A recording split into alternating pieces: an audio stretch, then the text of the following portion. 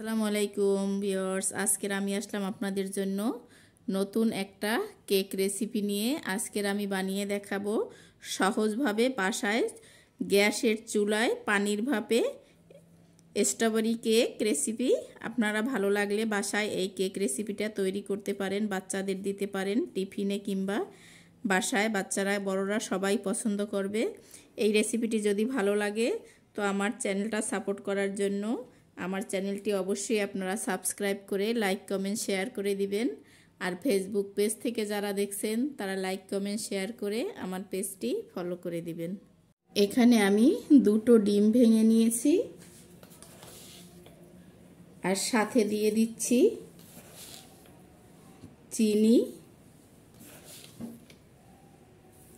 চিনিটা আমি 3 টেবিল চামচ পরিমাণ দিয়ে দিলাম। এখন ভালো করে আমি মিক্স করে নিচ্ছি। ডিম দুইটা অবশ্যই রুম টেম্পারেচারে থাকতে হবে।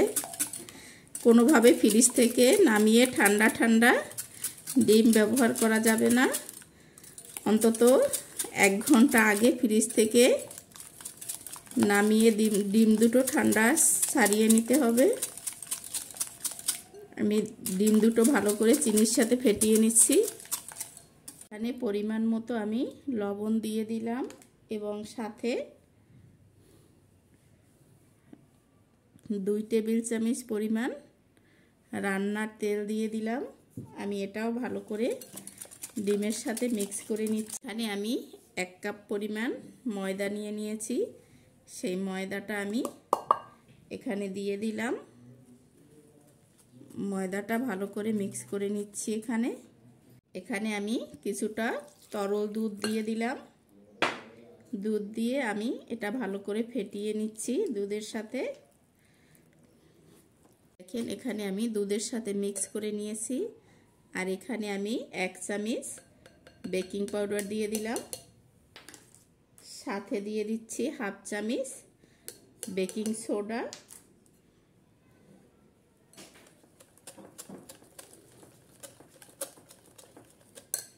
এখানে আমি স্ট্রবেরি যে সিরাপটা আছে সেই সিরাপটা দিয়ে দিলাম আমি 3 টেবিল চামচ পরিমাণ।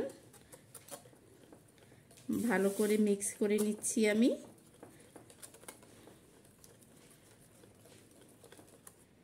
মিক্স করে নিয়ে এখানে আমি আরও 1 কাপের মতো ময়দা অ্যাড করে দিলাম। ময়দাটা আমি ভালো করে এর সাথে মিক্স করে নিচ্ছি।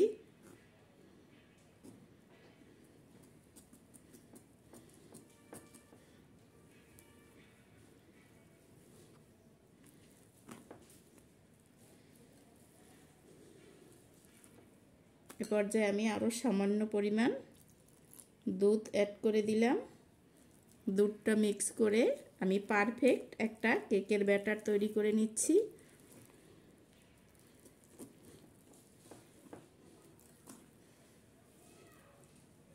এই যে দেখেন এখানে আমার ব্যাটারটা সুন্দর মতো রেডি হয়ে গেছে।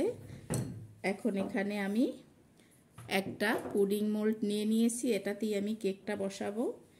এখানে আমি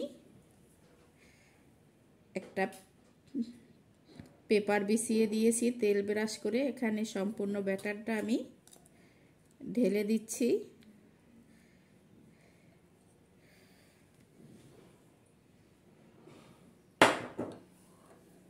এখানে আমি সম্পূর্ণটা ঢেলে দিয়েছি, একটু ট্যাপ করে নিচ্ছি, কোনো বাবলস থাকলে উপরে উঠে আসবে।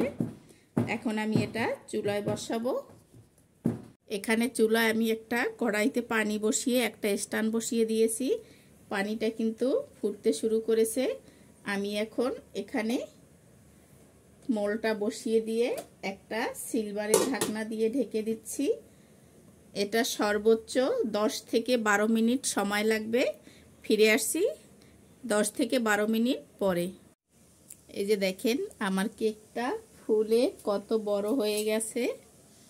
আর আমি একটা কাঠি দিয়ে চেক করে নিচ্ছি। দেখেন কাঠি একেবারে শুকনো এসেছে। আমার কেকটা হয়ে গেছে। আমি চুলাটা অফ করে এখন কেকটা নামিয়ে নিচ্ছি। এই যে দেখেন এখানে কেকটা মোটামুটি ঠান্ডা হয়েছে। আমি এখন একটা প্লেটে আমি মোল্ড আউট করে নিচ্ছি।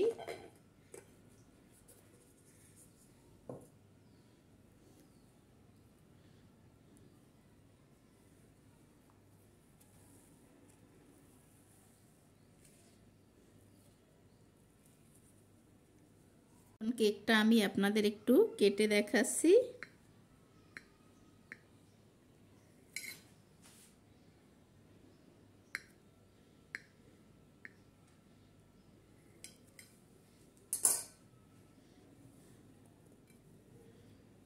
এই যে দেখেন